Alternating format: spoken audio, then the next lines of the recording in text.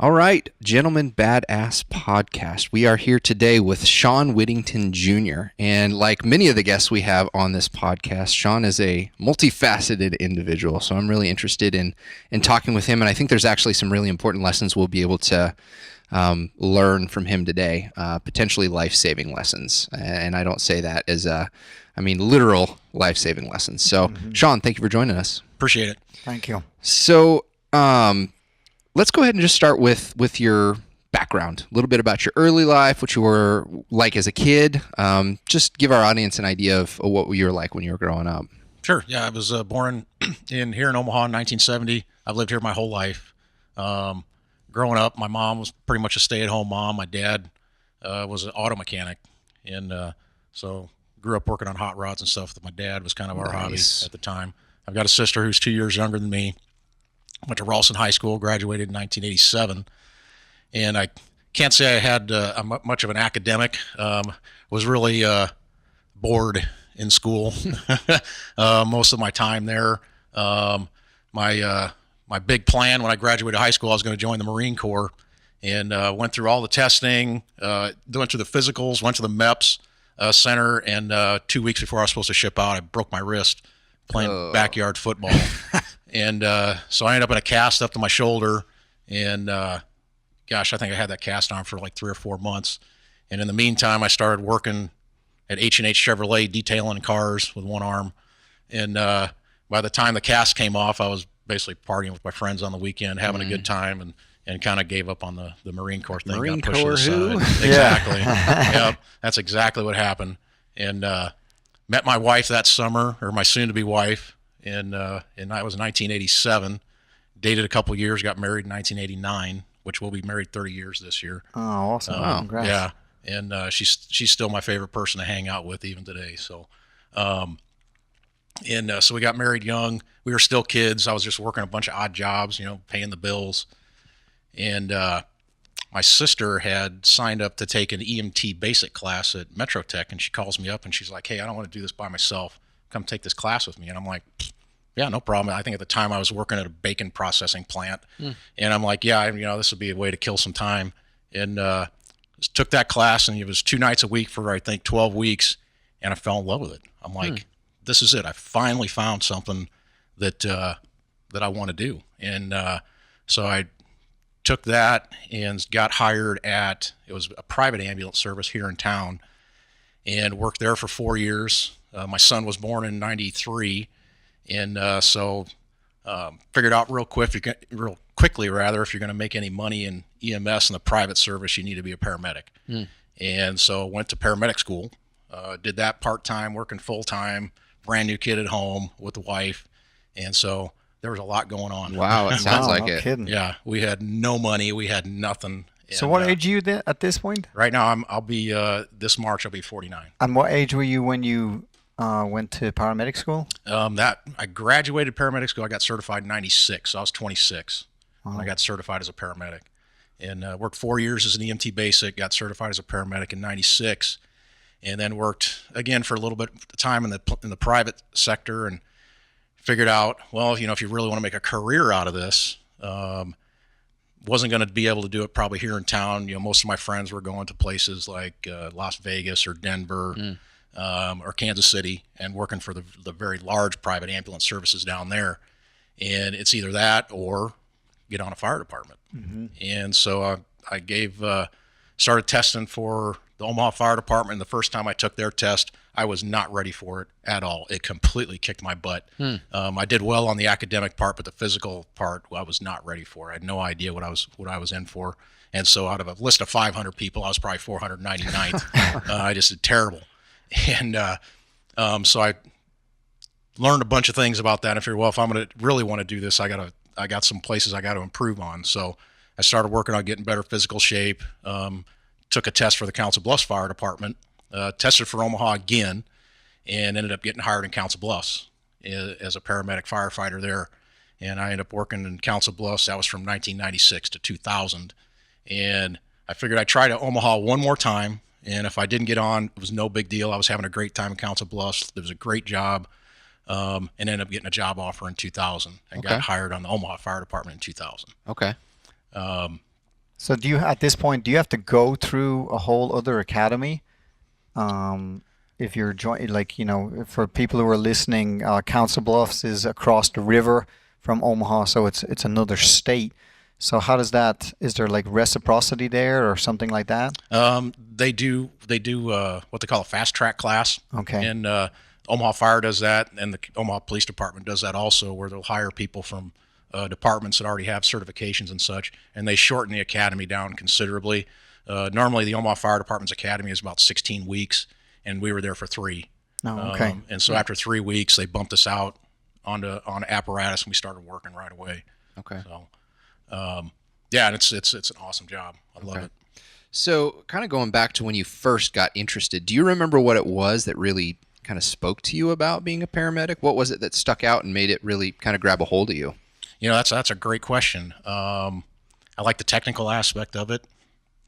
I liked that it was a career you could get into as a guy just at the time just had a high school education, and really college was not for me. I knew that right away. Going to an organized college was just not my thing, and so it was a way to really learn some important skills and be able to get a job and make some money right off the bat. And so I like the technical aspect of it, and then ultimately, I mean, at the end of the day, you're helping people out. Yeah. Okay. So, I mean, along those lines, I imagine the first day on the job of any type of job is stressful. I imagine the first day on the job as a paramedic could just be ridiculous. Do you remember that at all, or do you remember any? I tell you, I absolutely remember my first day as an EMT basic. Walking into, this is with the private service, and you walk into the ambulance bay and you got all these salty medics walking around, guys have been doing it for years, and you got your fresh new jacket and your stethoscope hanging around your neck, and I mean, had no idea what I was in for. And I remember being in the back of that ambulance with the sirens going, and I'm buckled into this seat, and I can't believe I'm doing this. This is the coolest thing in the world. Adrenaline junkie. Yeah. And I get to do it. It was, I just remember being super excited about it. Okay. Yeah.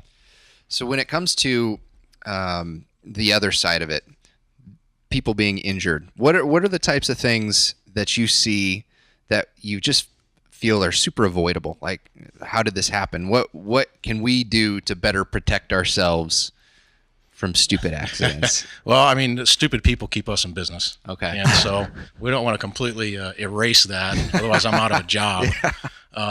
But yeah, I mean, it's just the normal things that, just normal carelessness, the things that people do. There's so many distractions nowadays, just if we just talk about cars and car accidents, how many ways people distract themselves. And I actually bring that up in my primal defense class when we teach it. I've got a kind of a road rage video that we talk about, and and I talk about that kind of being one of my triggers that I've had to really work on my whole entire life. Bad drivers, man. Mm-hmm. God, they piss me off. Yeah. Because I've seen the consequences of bad drivers. Sure. The real consequences. Oh yeah. And so put the phone away. Stop eating a bowl of cereal or something behind the wheel. And so it's just the careless type things. People just not taking care of themselves. Just being lazy, and not taking the medications they're supposed to take, or drugs and alcohol keep us in business too. So yeah, those are never going away. Yeah. And moderation. When I worked in a previous life, I was a PTA, and I worked for a period of time down at St. Joe Hospital when it was one of the trauma centers. And so one of the jobs we did down there was a wound center. And when you asked about what kind of things could be avoided, it always seemed like burns were always one of those accidents that you would think should never have happened. Right. It was rare that it was just bad luck. It was usually some bad planning or something like that. How soon into your career did it take for you to see some bad stuff that you were like, these poor people, these poor unfortunates, bad luck? Sure. Oh, not long at all. I mean, even in the private service, we didn't respond to 911 calls at the time, but we did lots of transfers of people, and we dealt with a lot of elderly people, and we would respond to a lot of the clinics around town. I still remember the first person I ever saw in cardiac arrest that I did CPR on. And then once you get on a 911 service, there's a whole other aspect to it. the vast majority of my career has been spent in East Omaha and Northeast Omaha specifically. I'm in about my 12th or 13th year, assigned to Station 5, which is right off of 20th and Lake Street. So we're in the high crime, low income area town. High drug use, high alcohol use. We're less than a mile away from the largest homeless complex, probably in the entire Midwest. Is that the same area that has the shot spotters? Yes. Okay. Yep. So there's one area in Omaha. I think it's just one, right? That has shot spotter installed, which was a technology that was developed in Iraq, right? Correct. Where they can pinpoint gunfire within a couple of feet. Yes. Really? And so there's that many shootings in this one area where he's stationed. Wow. That the city installed those to be able to help track down crime and respond to it a little quicker. So yeah, you're a busy man down there. Yeah, we deal with violence almost every single day, some aspect of it, and we'll average over 4,000 dispatches out of that one station a year. Holy cow. So that's what, I can't do the math, but that's what, not 12 a day? About 12 a day, Okay. and that's in a 24-hour shift, which doesn't sound like a whole lot, but I imagine busy. it is. Yeah, it is. That's crazy. Yeah. So when I teach my tactical medicine courses, I mean, it's based on a lot of that experience. Yeah. So kind of on the other side of that then, people do stupid stuff and get hurt. What about, you show up to a scene and, someone's bleeding out and someone's there that could have helped. Like, how often do you see stuff like that where you're like, you could have done something? How often do you see that? Not as often as I used to be honest. Yeah. Okay. I mean, it's more often than not, we'll see somebody that will actually step in and provide some type of aid, which wasn't always the case. Like I say, I've been in this business a long time. And now whether or not they're doing a good job of it is another story. But I see very often somebody's going to try. Just for instance, we just last week we had a guy. It was at an industrial manufacturing facility down in our area. Was cutting something with a very small pocket knife, and it slipped, and he actually stabbed himself through his radial artery in his wrist. And so it was literally maybe a half an inch incision, but he severed the artery, and there was blood shooting out of his arm. Jeez. And so by the time we get there, there's kind of some frantic employees outside saying, "Hey, you got to get in here." And we get in there, and they had actually fashioned or tried to improvise 2 different tourniquets on his upper arm. Didn't work all that well, but they tried. Mm-hmm. They had a pressure bandage that they improvised and had a tape all over his arm, and actually did a pretty decent job of controlling before we got there. And we ended up putting a tourniquet on his arm and removed all that stuff. But yeah, just something that small was something pretty significant. Yeah. And he'd lost quite a bit of blood. Yeah. It seems that, in a lot of these different accidents, one of the easiest to apply that could potentially save someone's life is a tourniquet. How would you instruct someone who's never, for me, I guess I've never done one. I would tie something very tightly around just above where the injury occurred, but maybe I'm wrong. Right. Now, we address this in the course we teach here. We talk about improvised tourniquets and commercial tourniquets. Okay. And can you improvise a tourniquet that's going to work effectively? You can, but it's difficult to do. Okay. You have to know exactly. You have to know how to do it. Number one, and the materials have to be available to do it. And by definition, it's what you have laying around. Mm-hmm. So specifically, so if you're going to improvise a tourniquet, ideally you want to use a flexible material that's about 1 inch wide. You can use something more narrow, but it's not going to be as effective, and you're going to have more of a chance of causing some type of nerve or vascular injury with it. Mm-hmm. The narrow material is not going to compress the vessels nearly as well as a wider material. So again, statistically, if you look at studies, improvised tourniquets tend to not work very well. Okay.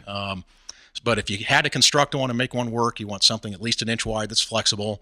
You secure that on the limb above the injury.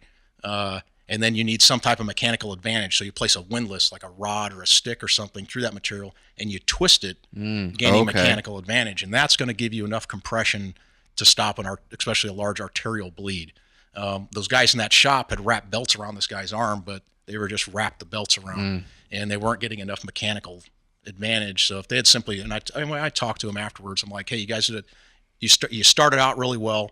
But here's how you could make that work better. You could have stuck something in that belt and twisted it. It would have worked pretty well. So that tourniquet has to be tight. Yes. Can you? Is there ever a worry about it being too tight? Or well, you tighten it until the bleeding stops. Okay. And then it's tight enough. Like turning off a hose. Correct. Okay. And one of the disadvantage of any type of tourniquet is they're painful. They do hurt. Oh, I bet. And so if you have a conscious patient, you got to explain to them, hey, what I'm going to do is going to hurt here, but we have to do this to save your life. So improvising a tourniquet, can it be done? Yes.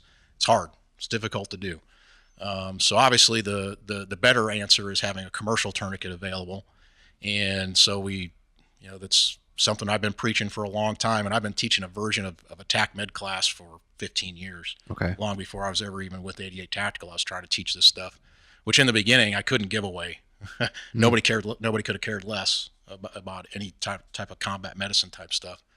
Thankfully, that's all changed now. There's lots of people that see the importance. Well, even you look at statistically the amount of soldiers now who are living on the battlefield compared to any of the previous wars that this country's been involved in, and a lot of it is due to their fellow soldiers being the first responder, and a lot of times being able to save their life. You brought up about blood spurting everywhere. So unfortunately, I guess, or maybe fortunately for that guy, I've had to put a tourniquet on for real. When I worked at a hospital, obviously we were trained in a lot of wound care, and so then I kind of start thinking, man, I should probably carry a kit, and nothing to what you're encouraging people to do back then. But I was familiar with Israeli bandage, and I bought at the time a tourniquet, and that thing sat in my glove box for probably 3 different cars I went through.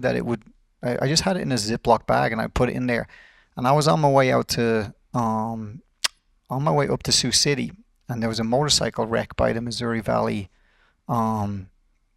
exit, and so I pull in and I'm like, oh shit, this guy needs a tourniquet. And now I'm thinking, oh fuck, I have one. Am I ready to do this? Right. But I just remember it, it's still to this day, the hardest thing was dealing with the amount of blood, and my hands were sliding all over. And I didn't have gloves. I didn't have gloves in that kit at the time either. And I'm thinking, this was not in any of the training. But I know that you actually do address some of the horrible stuff, even when you think you have a plan that goes on, right? Don't you do some of that stuff and kind of we actually mind fuck people a little bit in the whole process? Yeah, that's not the technical term for it, but yeah, we do a scenario at the end of our basic TacMed class where each individual will go through, and that's the thing we get the most comments on at the end of the class. I mean, everybody enjoys the training, but when you're able to actually put it together, at real speed now there's a real person laying in front of you, and we've got some really cool toys, and so they're going to be bleeding, and it's going to look pretty realistic. And so, we get a lot of interesting reactions with that. I bet. Some people will hesitate slightly because they've just never been confronted with something. I certainly did. I at first I'm fumbling with this thing, and I'm covered in blood, and I'm sliding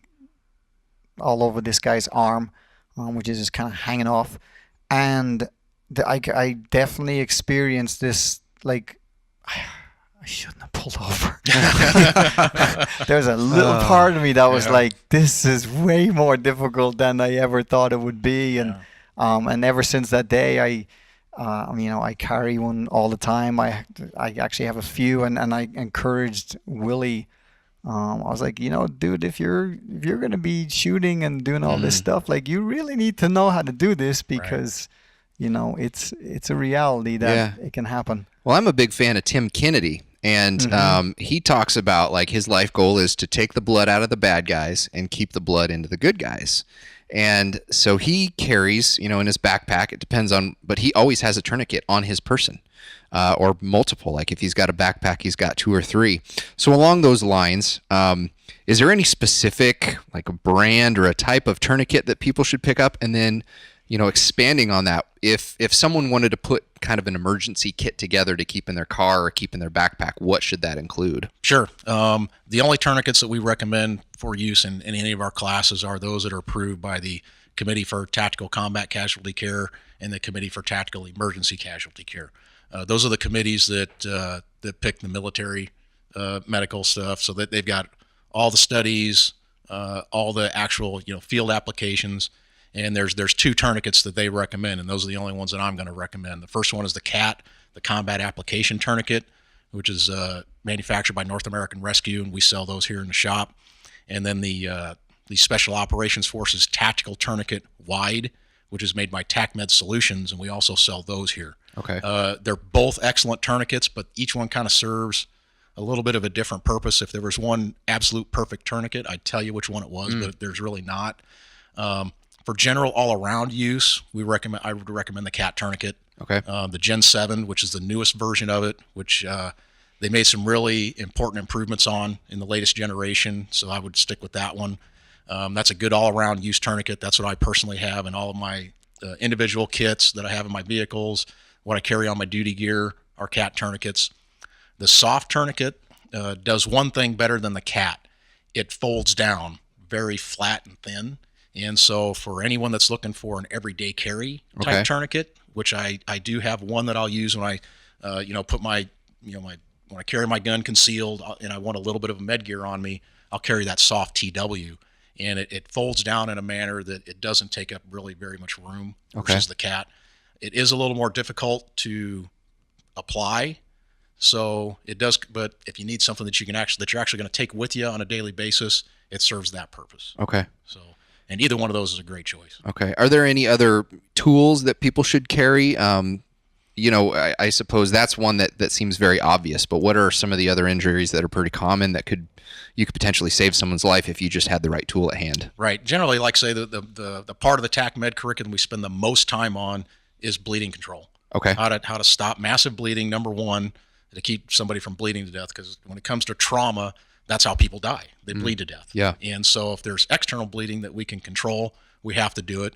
Internal bleeding, there's nothing we can do about other than recognize that, hey, this person has potentially some internal injuries. We got to get going, get them to the hospital as quick as possible. But as far as a basic kit, what we recommend, and we've actually got some stock kits here that we have specially put together just for us from North American Rescue. We have a basic kit and an advanced kit. And the basic kit contains a CAT tourniquet, 4-inch combination bandage, emergency combination bandage, gloves, scissors, tape, 2 chest seals. Okay. So kind of getting into the specifics then, let's say I guess I know if I was trained, I would know, but let's say I'm driving down the road like Mick did, and I see an accident and someone's bleeding. Like, do you recommend that I put gloves on before I put on a tourniquet? Yeah. I mean, absolutely. Yeah. Anytime you're dealing with strangers' blood, you could potentially be dealing with what we call bloodborne pathogens or diseases carried in people's blood. So at a minimum, gloves and some eye protection to keep you from getting splashed in your eyes at a minimum if you're dealing with a stranger's blood or any type of body fluid for that matter. Okay. And as far as the gloves go, we recommend having some type of a glove that's not black. You can get those cool tactical the black nitrile gloves that look really super tactical and stuff. The problem with those is you can't see blood on them when it gets dark. They just look wet. Okay. And so you want something with some contrast, either the tan gloves that we sell here or the blue nitrile gloves. That's something you want to put in your kit. Okay. Gotcha. So those packages then, they're obviously available in person. Can people order those online then from 88? Yep, we have an online store, so you can order those online. The only difference, the basic kit I described, the only thing we add to the advanced kit is hemostatic gauze. We put Celox gauze in the advanced kit, and that's the only difference between the two. I'll put some links to those in the show notes if people are interested. So obviously there's some training that goes into this. And you started out as a paramedic, but then you got into training. And, the way that you're speaking, I've learned so much in the last 5 minutes. You seem like a really good trainer. So I think I'm going to have to jump in for one of these classes. But what ended up getting you interested in training people and training civilians? That kind of came about as started out as a part-time job that I needed something to do.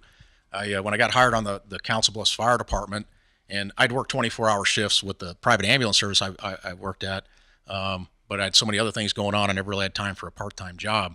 And so you end up working 10 24-hour shifts a month, which equals averages to 56 hours a week. And so you got this extra time. And so I remember the first summer I was doing that, One of the guys I hooked up with at the fire department had a boat. We ended up on Lake Manawa every day during the summer drinking beer, and and I'd have to have my wife come pick me up and take me home. And I had one summer of that, and I'm like, I can't do this another summer. That was enough. One summer that was enough. And so I started looking around for a part-time job. And at the time I'd been shooting at one of the other local ranges here in town. And I'd finally had enough money, I could buy a gun, so I had a handgun. And I'd been interested in firearms most of my life. And so I went and shooting, and we started talking. He was looking for an extra person to work in the shop, which at the time there was only a couple of people that worked in the whole store. And he hired me on, and I ended up working there almost 15 years part-time. Okay. And so I started working in a gun shop and got my NRA basic pistol instructor certification and started teaching NRA basic pistol classes for them, and loved it. And so that's really where I kind of cut my teeth and learned how to be an instructor, was there, being a very busy, basic pistol instructor. And I was given the opportunity to really kind of develop my own curriculum while I was there, and started teaching kind of some of my own stuff. And at the time I was teaching basic pistol, and I was working at a gun range, so I had a free place to practice. So I was shooting a lot, and bought a reloading setup. And I mean, as fast as I could reload ammunition, I was shooting, and got involved in competitive shooting. Was shooting a lot of IPSC. IDPA was brand new at the time, and so I really liked kind of the premise of the kind of the self-defense competition aspect of it, kind of this gentleman rules type thing that they had going on. And so got really involved in IDPA. I actually ended up doing pretty well. Kind of my big moment, I won my expert class at the national championships down in Memphis. Nice. So I was doing pretty good. Felt I could shoot pretty good. And I felt like if I was ever involved in any type of a self-defense situation, I would absolutely be able to handle myself, no problem. Because I could kick the shit out of those cardboard targets. Right? And kind of a real turning point for me was I had the opportunity the Omaha Fire Department started a tactical paramedic program, and it was brand new, and so they're looking for people to do this, and I'm like, hey, that sounds like something that's pretty cool. And so I applied for it, didn't get picked the first round, applied for it again, got picked the second round. And as part of getting selected for that, they send you to the Omaha Police Department 2-week SWAT school. And I'd never really done any type of tactical training, and didn't really think I needed it all that much, to be honest. And that 2-week school literally changed my life. The things that I was exposed to there was things I really hadn't considered before. I'd learned how to shoot a gun, but I really didn't know how to fight with a gun. I thought I did, but I actually really didn't. And the culmination of that 2-week school was this big scenario where we actually had this old hotel that they put us in that was being torn down. So we had to run this whole place, and there was the scenario was it was going to be a hostage rescue. There was hostages in 2 different rooms, and so we had all these had 2 teams, and we're going to do this simultaneous breaches.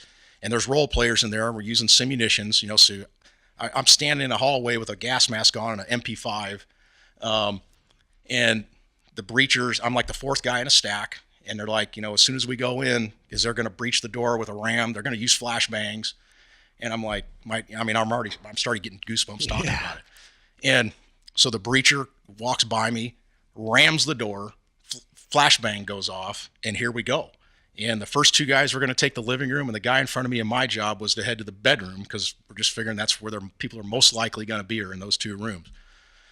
So I remember going through the door, there's smoke, there's people screaming, there's gunshots going off.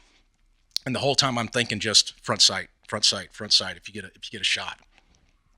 And we get to the door of the bedroom, the guy in front of me moves to the right, and I come in and I bring the muzzle of my gun up, and there's a guy on his knees with an arm around his neck, and a guy behind him pointing a gun right at me. And we basically both shot at the same time, and I put 2 rounds on his face, and he managed to hit me in my bicep. And I walked out of there just like, I couldn't believe that just, I'm like, holy crap. I've never experienced anything like that in any IPSC match, in any IDPA match, the level of just the stress. Yeah. Adrenaline, Yeah. And so I walked out of there and I'm like, this is what I need to be doing. I don't need to shoot competition anymore. I already got a very solid foundation of shooting skills. this is what I need to be doing. And from that day on, that's where I spent as much money and time as I could learning how to do that better.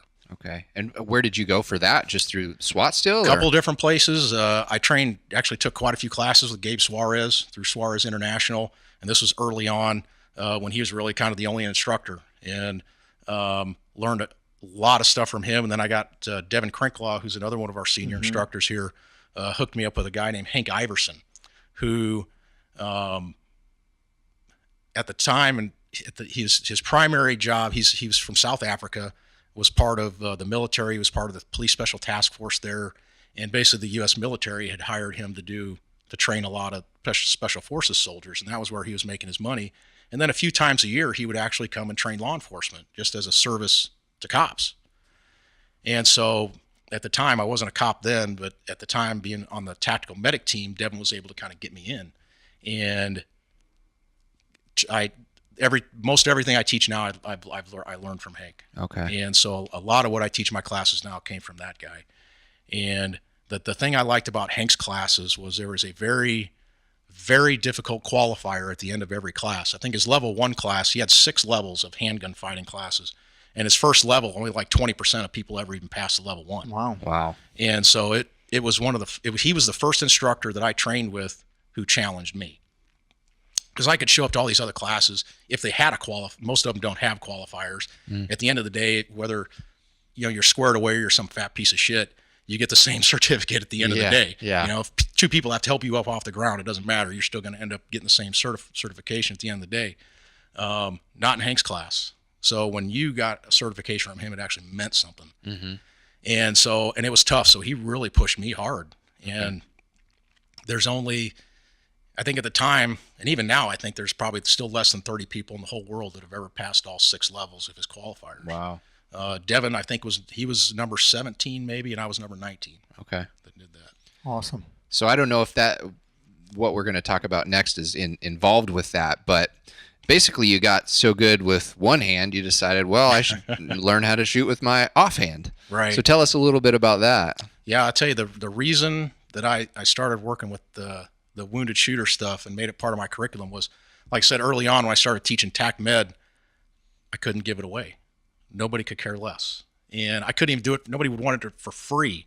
And so I'm like, how do I sex this up a little bit and make it interesting for shooters? So I added a wounded shooter block to it. So it's like, all right, you're going to come for the shooting and you're going to get some medical training whether you like it or not. But had you seen something in your real world job, like treating a wounded officer, or was there kind of a turning point in the real world that you thought, man, if this guy had done this, was there any kind of incident like that? Or was it just your quest to tie the 2 worlds together, your knowledge of... Yeah. It was more just to kind of, how do I tie these 2 worlds together? How do I do something that still a lot of trainers don't do?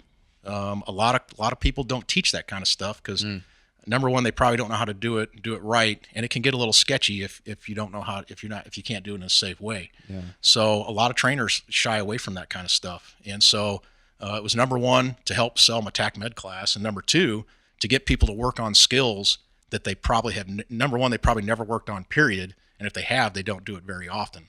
I do a law enforcement version of that class, and very few of the police officers that I have ever had any exposure to offhand or weakhand techniques. Yeah. And even when I went through Omaha's Academy, we did a little bit of it, but very, very few.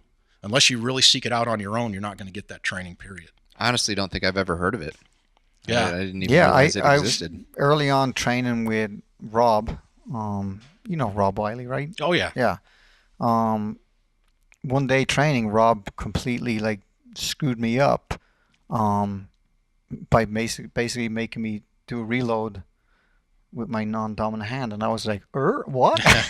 Like, how do you even, is that even possible? Yeah. And he's like, well, what if you get shot in the hand? And I was like, I have no idea how I would safely do this. And so, yeah, I didn't even know it was a thing until he threw it at me. Like, God, that makes perfect sense. Yeah, you got two hands. You're still in the fight. Yeah, so my intermediate class, the morning is the medical block, and then the afternoon we spend on the range doing wounded shooter stuff. So drawing your gun with your primary hand, getting your gun out of the holster with your support hand only. A lot of people have never even tried to do that. Yeah. And then we do reloads, one-handed primary, one-hand support hand. Then we do malfunction clearances, double feed clearances. And then we do some shooting from the ground, where you're actually on the ground shooting at the target, which again is something a lot of people have never done before. And I've got videos that I'll show in class. You know, just one example. It's a police officer who's involved in a traffic stop, gets shot, falls, and he falls badly and breaks his arm, breaks his wrist as he falls, and he actually ends up shooting from the ground, runs his gun empty, and then has to perform a reload. And you see in the video, he tries to grab for the magazine, but it falls out of his hand because he can't grip it because his wrist is broken. He's eventually able to get it reloaded, but it takes him a little bit of time. Wow. So kind of when I talk about those skills, as I describe it to students, it's those skills are for what we call kind of it just escaped my mind.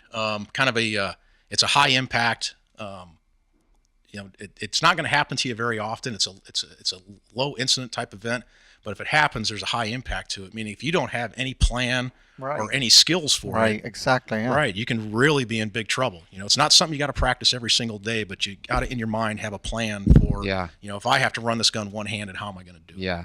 Kind of like in jiu-jitsu, Berimbolo defense. Yeah. Because it's probably Yeah, not going to happen, yeah. but you should probably have at least have an idea what to do. Have a go-to. So then what all do you teach out here? Because I think I've heard precision rifle as well. Do you teach that or just shoot that? Okay. No, that's the things that in the beginning, what I was involved with, I started doing. I was the only guy that was teaching a basic pistol class. I remember sitting, as a senior staff, and I'm sitting at a table with former Green Berets and Navy SEALs and SWAT guys, and I'm like, man, how the hell did I get at this table? It's like, how did I end up here? And they're talking about all these high-speed, low-drag classes, and I'm like, anybody throwing alphabet soup all around the place? I'm like, hey, does anybody want to teach a basic pistol class? And they're like, what? And I'm like, yeah, how about just a basic pistol class for the 90% of the rest of the population, And none of them guys are interested in it, so I'm like, I'll do it. And so I'm really proud that I was able to kind of build that foundation of kind of our basic pistol stuff that we do here. And it was very successful. It's a way to bring, how do you bring new people into a place like this? Sure. And so that's one way to do it. I don't teach that class anymore. We've got other guys, that are very qualified that can do that now for me. And then I got involved with at the time was a real early form of our primal defense series of classes. Devin Crinklaw and Jeff Hunter were kind of doing a women's version of that and doing a great job of it. And one of the other partners we had here, we got hooked up with Bill Kipp and Fast Defense, and we started out doing his kids classes. So I kind of took that on and started doing the children's version of the anti-bullying and abduction class that we still do today, which is very successful. And that's for ages 6 to 11-year-olds, and it's a 3-hour anti-bullying and abduction class. And eventually, Devin and Jeff got busy enough doing other things that I was able to kind of move into the primal defense class and kind of turn that into what we have now. And so we have 2 levels of that, a basic and an intermediate version, and they're 4 hours each. And I think as of right now, it's our number 2, most booked class that we do here at 88 Tactical. So, yeah, and I think it's a really important subject matter. Obviously, running the gym that I have, I've been teaching self-defense for a long, long time, and the program that these guys do is phenomenal. Unfortunately, it's very needed. Every year the FBI release their crime statistics. Violent crime nationally seems to be going down. However, violent crime against women in particular is going up. I think it's every 8 seconds there's a violent crime committed against a woman in the United States right now, as of the last year's crime statistics. So if you're especially female, but if you're anybody really that doesn't want to become a lifelong martial artist,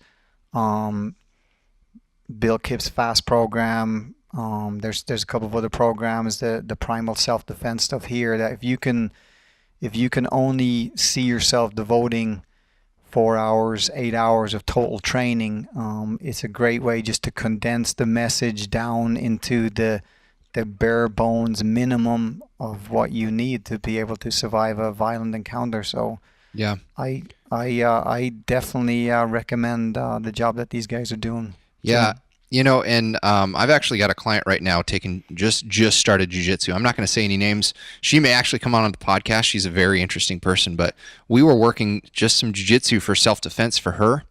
And earlier this week, she just said, like, as a woman, this is so empowering because she's been in bad situations. She's felt powerless before. And just with a couple self-defense moves, it's really a mental game changer. absolutely. So yeah, I would highly recommend it. But speaking of primal defense, I was told we should ask you about, was it primal or was it CCW courses? Maybe one that got a little bit too real. Might have gotten smacked or something like that. Yeah, I just had a flashback. Yeah, we were doing an early version of, it was kind of a, I'm trying to remember what we called it. I think we called it everyday carry. And it was back when we had our office off 144th. And we'd have to do this in a parking lot, and several times the cops showed up because people called the cops on us because there was people yelling and screaming outside, and we had to explain what was going on. And we had a couple scenarios at the end, and there wasn't supposed to be any physical contact in these scenarios. They were armed with a SIRT pistol, and I'd be some, jerk that would come up and start a verbal confrontation that eventually I'd pull a training knife on them, and they were supposed to, do what we taught them, move offline, get their gun out, and take care of business. And twice in one night. So there must have been something I did wrong that night because, I remember there was a kid and he was a young guy. You could tell he'd never thrown a punch in anger in his whole entire life. He learned everything about hitting something that night, and we taught him. And by God, he was going to try it out. That one was 100% my fault. And I got too close to him. I did. I got way too close. And he did exactly what I taught him to do, and he hammer fisted me right in the face, and my training glasses go flying off, and I couldn't even be mad at the guy afterwards because I'm like, that was totally my fault, and you reacted appropriately. And then it couldn't have been maybe 2 or 3 more students. It was a female, couldn't have weighed about 105 pounds, soaking wet, and she seemed pretty normal throughout the whole class up to this point, and kind of started the verbal confrontation. I may have called her a name, and I'm not kidding you. She turned and just closed fist punched me right in the side of my head, and I was not ready for it at all. I wasn't even thinking it was going to come, and so she caught me, and so I think it was Jeff Hunter was the coach at that time, and he's like, stop, and we're like, what in the hell is wrong with you? She had some kind of flashback or something. It's like you literally just assaulted me for calling you a name, and I tell you, it's interesting, the most interesting thing for me as an instructor, if we talk about primal defense, because, now we've been doing this for maybe 3-4 years now. And just in this, 365-day period, we've had just in the women's primal defense, probably the basic class, almost 700 women go through it so far. Wow. And that doesn't include the advanced class or our co-ed class or the kids classes. And the most interesting part for me especially is seeing the human behavior aspect of come out, the things, the people that look really quiet and reserved that end up having a very aggressive side that they need to tone down a little bit. Or the people that you would think, look really confident that suddenly become real passive when they're put under stress. But I think as an instructor, that's how you know you're doing your job right. Is when you either break these people down to their core, or you build them up from something that maybe wasn't so strong in the beginning. But as a lifelong martial artist, I see so much shit out there being taught, and it's passed off as legitimate. I mean, I'm sure it's the same in the gun world too, but Right. Certainly in my world, watching what I call bullshito just permeate, and stuff that's being passed off as self-defense, and I was like, that's not how a fight goes. And I was looking, and I was one of those guys in the very beginning, but through part of my martial arts training, when I was 16 in Dublin, I got a chance to volunteer at a rape crisis center. Now, at the time, I was doing kickboxing and stuff like that, but I was also doing Bushido, traditional Japanese martial arts. And so I'm going to go in there, and I'm going to be the guy with the cape, and I'm going to show these women, like, I'm sorry this happened to you, but if it ever happens to you again, here's what you're going to do. And so I start teaching the stuff that had been kind of spoon-fed to me, and these women all looked at me like, that's not how it happened. And I was like, yeah, but look, if they grab your wrist and you just do this, and they're like, no, I was on my back. And I was like, what? Like, it was like they were speaking a completely different language. And I go back to my coaches at the time, and I was like, hey, so this thing down at the Rape Crisis Center is not going so good. Like, you guys don't teach me anything about fighting on the ground. And they're like, oh yeah, well, that's that jiu-jitsu stuff. We don't know anything about that. And I'm like, yeah, but you're sending me out to go teach these women how to defend themselves, and they're telling me that the whole fight happened on their back. I'm like, this is some bullshit right here. And that's probably the thing that started me down the whole rabbit hole of jiu-jitsu, because it was real. It was probably where most fights were going to end up anyway. And if you didn't have some kind of answer for that, then it was garbage, you know. So I think when you hear those things about people's reaction and eliciting a stress response and all that stuff, that's the only real way that you can do it. Otherwise, it's all smoke and mirrors. You're selling these people, and there's a lot of people doing that. There's a lot of people making a fortune off of it, and it's bullshit. It's all crap. Yeah. We've had lots of women that comment that they've been to other, they've taken other self-defense classes, and there's certainly lots of valid things out there, but nobody does exactly what we do here. 2/3, what we do that's really different is 2/3 of our basic class is verbal skills and de-escalation, and not getting into a fight, and being able to set boundaries with people and not let them bully you and push you around. Because I tell the women, most of them are never going to end up in a physical fight in their whole entire life unless they're looking for one. Yeah. But all of us, and every one of those women, if they haven't already, will again have to deal with some aggressive jerk. And we want to give them the tools to do that in an appropriate way. And so that we a lot of the feedback we get is the appreciation of that verbal skills. And very often how many of these women have never really kind of given themselves permission to act verbally in situations.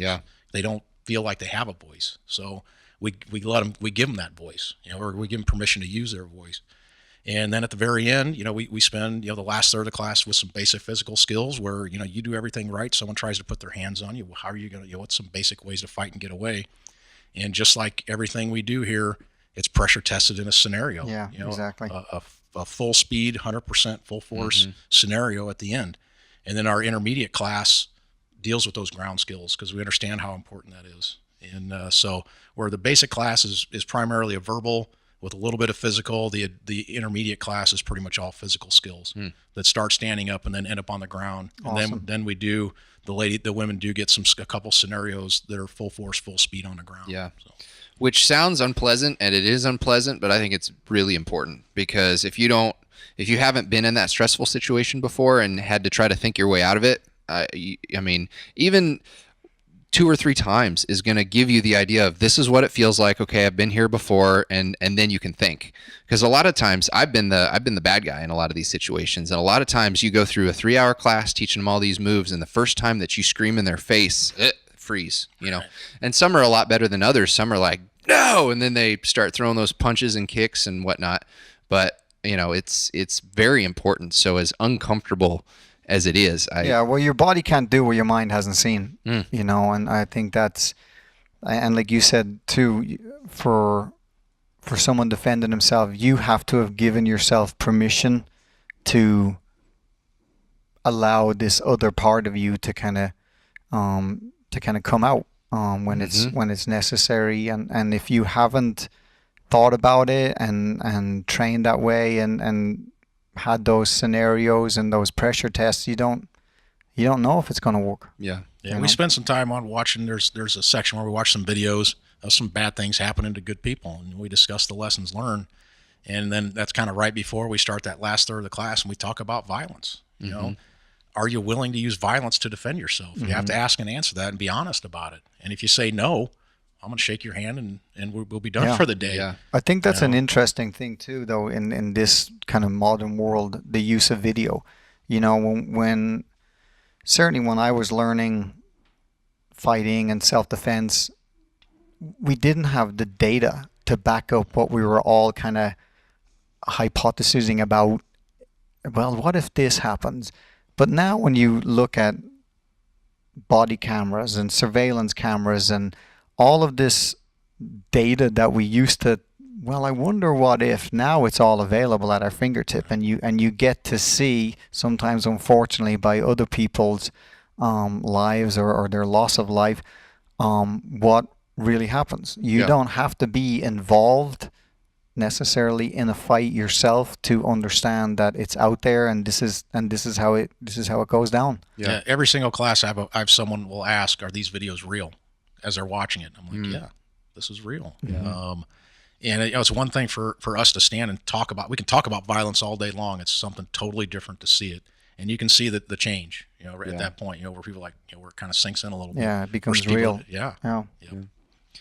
Well, if all this training wasn't enough, been told that you're also now in law enforcement and fire investigation. Correct. So how did that come about, and what does that look like for you these days? That the part of one of the Omaha Fire Department's jobs is we actually do our own. We have a bureau that does fire investigation, and different departments around the country do this differently. And we do the investigation from start to end. So we're actually certified as law enforcement officers. So we do the cause and determination of the fire, and if we determine that it's criminal in nature, we do the entire investigation and we'll perform the arrest if it comes out that way. And so on the whole fire department, we have about a dozen people who are trained to do that. And I've tried a few different times to get in there, and I would have rather have done it like maybe 10 years ago. It might have been a little easier going through a police academy, but I managed to get in this time around, and last year spent 22 weeks as a 47-year-old going through a police academy with a bunch of... the granddaddy of them all. There's a show on ABC called The Rookie with Nathan Fillion. He's 40 years old going through. So I mean, that show's basically about you. Yeah, I tell you what, there was a kid in there that was like 1 year younger than my son. I just wanted to punch in the face every day I saw him. Ground him. But I tell you, that was a hell of an experience. And talk about challenging. I mean, I trained. I'd spent about a year getting prepped for that. So I showed up in as good a shape as I could have been in. And my whole goal was just not to get injured to where I couldn't complete it. And so I did that. I mean, everybody was banged up with 22 weeks of that stuff. But man, what an experience. I'm glad I did it. At the time, it seemed a little ridiculous. But because, I mean, there was so many times where they're just beating the crap out of us. And I'm just like, man, I've got a job. What am I doing here? So, but coming from, obviously there's a lot of red and blue rivalry. Right. So coming from the fire department, going into the police academy, and being older than probably some of the FTOs there and stuff like that, were they a little easier on you, or did they just take it to you? I mean, because you would think you would have to get a pass on some things just on the amount of years you've spent in the job, your knowledge. Right. They had a meeting. There was me and one other firefighter that were in the class, and we had a little meeting with the training sergeant before it started. And he's like, I understand you guys got a lot of experience together. I mean, the other guy's got 17 years on the job, and he goes, we respect that, but he goes, at the end of the day, you're going to be recruits. And so he's just like, just play along, go, you guys, you've been there, done that, just play the game. And he goes, if anyone says something to you, don't take it personally. And don't take anything personally. He goes, if somebody says something, they're out of line, just come to me, and we'll work it out. But he goes, and so that's what Ron and I did. We were good recruits. And now we didn't get a pass on any of the, the beatings or anything like that. Yeah. But the one thing, they didn't, that the staff, did give us the respect. They never really singled us out for any silliness.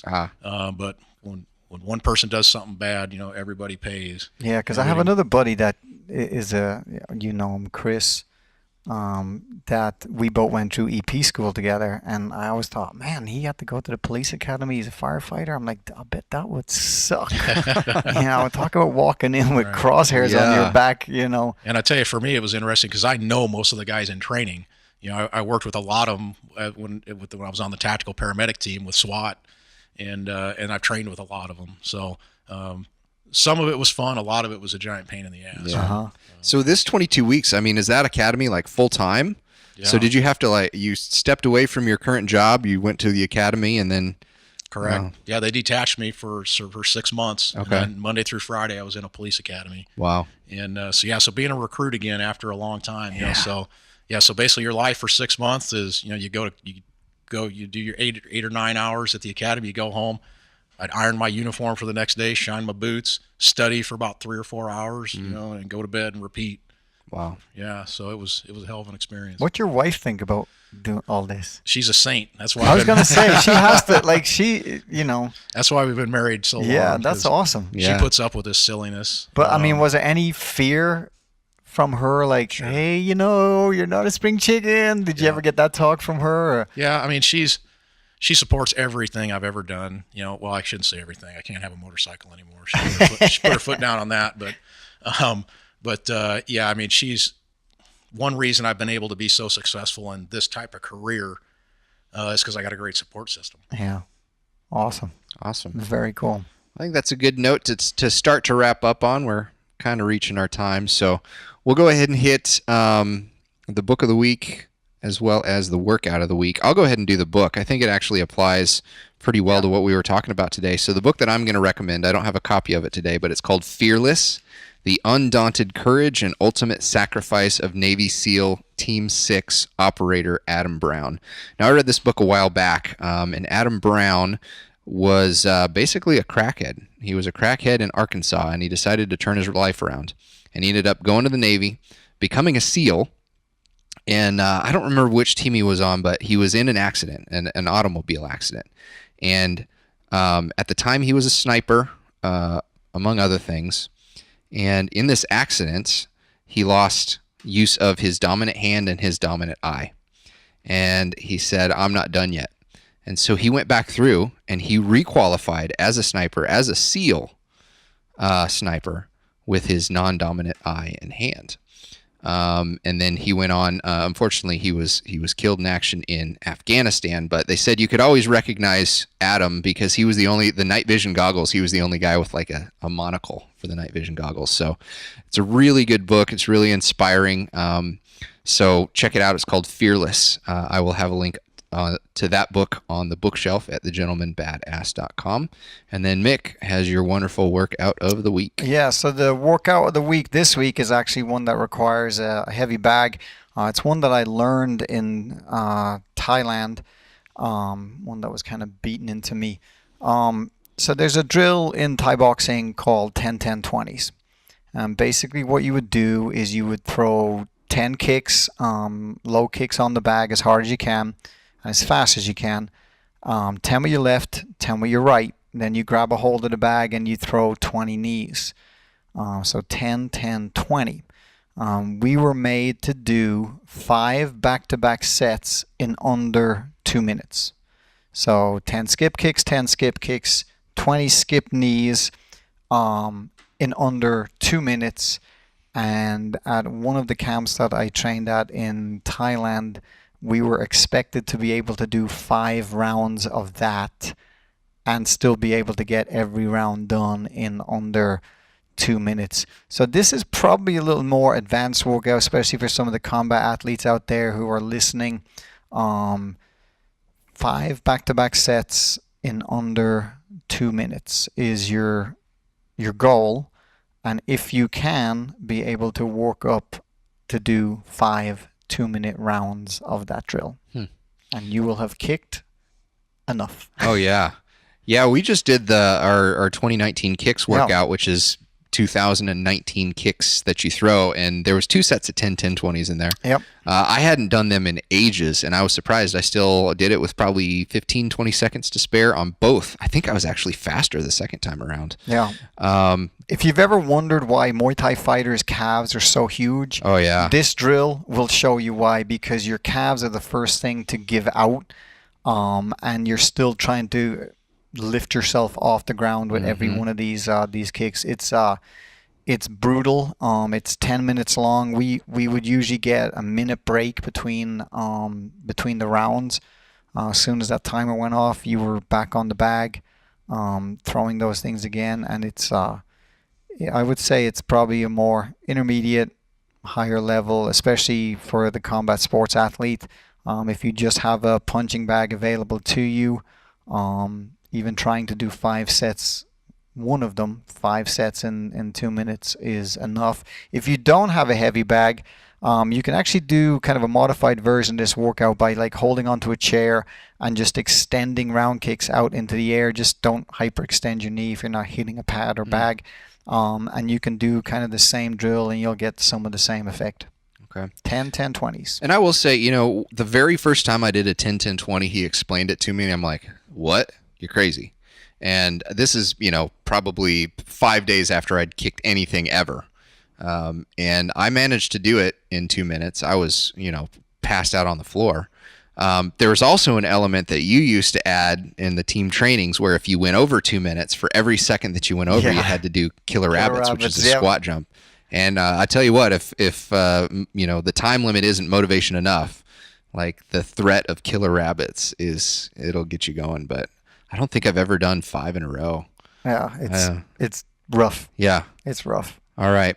So that is the workout of the week. I will have that along with all of the stuff that Shawn mentioned. I'll have links to that in the show notes. Shawn, where can we find you online? Yeah. Or do you want to be found? Sure. I have a Facebook profile. It's just under my name. I put my real name on there.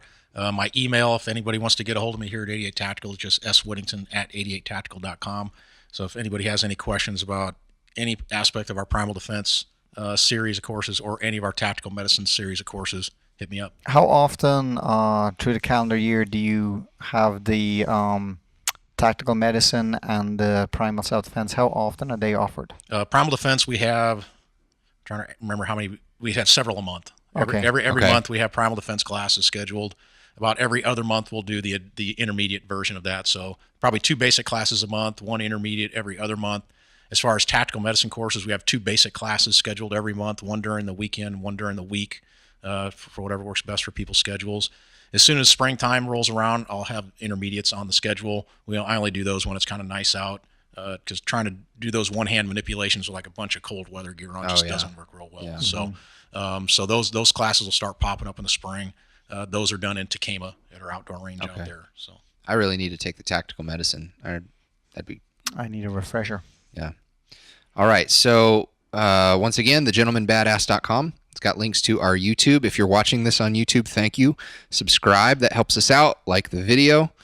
You can even touch that little bell and you'll get a notification every time we post a new video. So we're posting full-length episodes. There's going to be a lot of different extras on our YouTube channel as well.